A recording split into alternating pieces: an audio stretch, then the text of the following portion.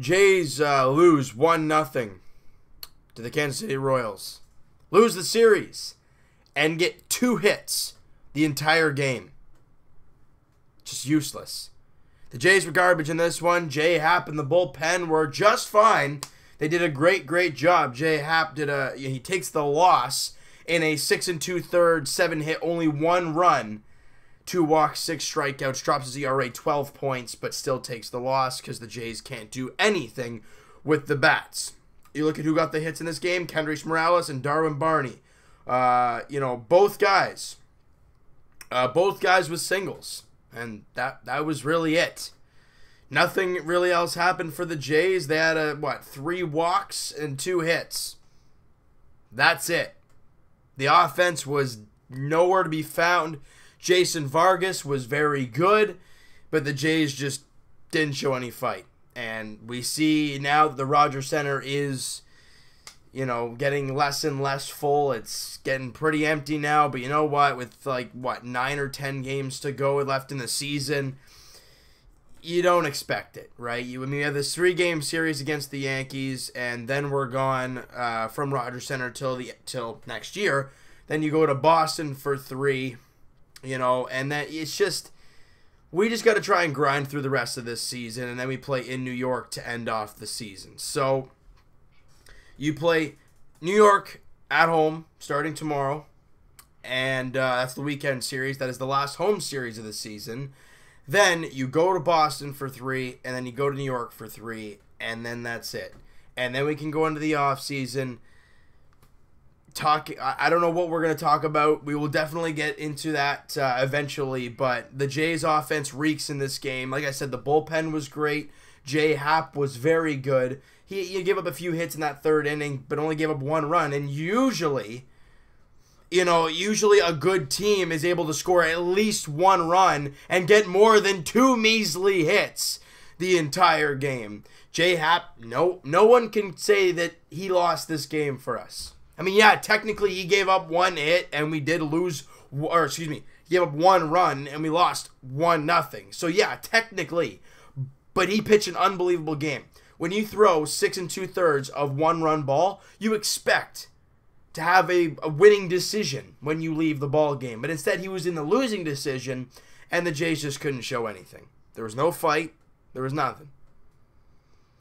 And what we have started to see now at Rogers Center, every time Jose Bautista comes up to the plate, more or less in his last at-bats, standing ovations start to happen.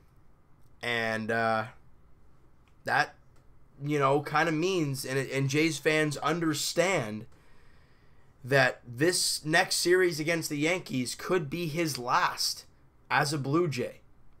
Now, I don't know if that is true. It's quite possible, just the way his age is kind of working and the way he's playing. But you never know.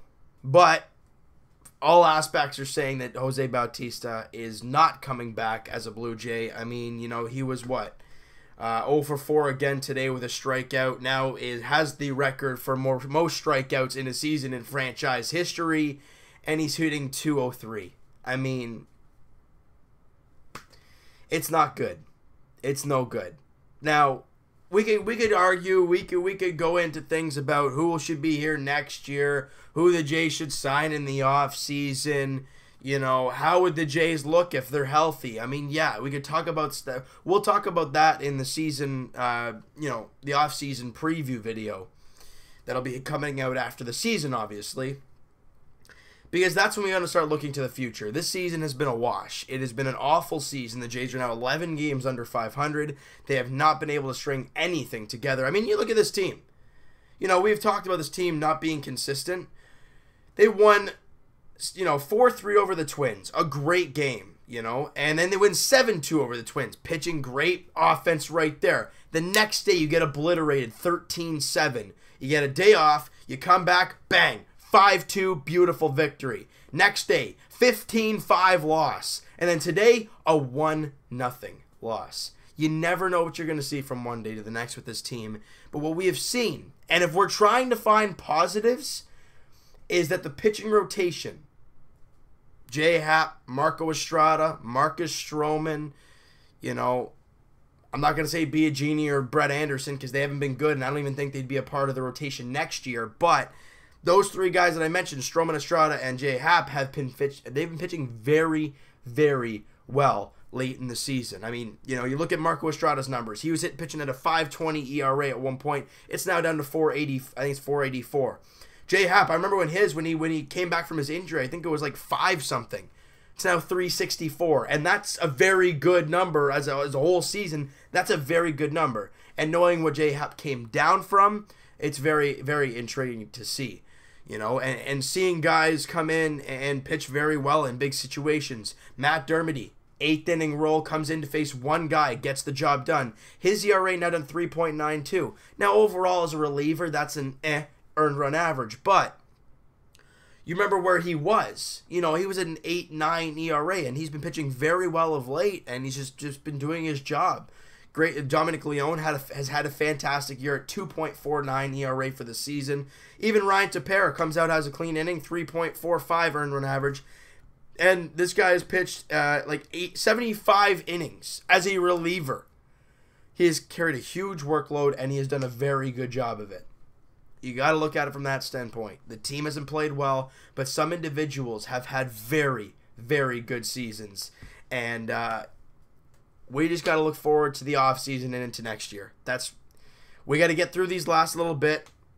And a great thing would be seeing Marco Estrada again tomorrow throw a very good outing. Joe Biagini in Game 2 against Sonny Gray. That doesn't look fun at all. And then Stroman in the finale. If Stroman and Estrada can do wonders for us and maybe win games or just throw quality games, that's great for us. Marcus Stroman's earned run average for the season, and he's thrown almost 200 innings, is 3.01. That is insane. Yeah, having a guy who has only pitched, you could say 3 years in the bigs, but only, I think it's 2 full seasons, and he has the 3rd best earned run average in the American League, behind Chris Sale and Corey Kluber.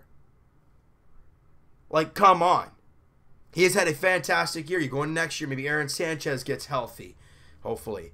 You get another starter in free agency. Then you have and if Marco Estrada and J. Happ can be those guys like they have been, that's a damn good rotation. And then you build around that, right? So there's just these small things we're going to talk about down the road, but I just didn't really want to talk about this 1-0 game. It just sucked. It was boring. It really was. Seeing the Jays go up there just hacking, they didn't want to be there. They don't want to be there anymore, and I get that. But you got to play through it. You're getting paid millions and millions of dollars. Play hard every day. You're almost at the end. Play it out. Some guys are playing for contracts.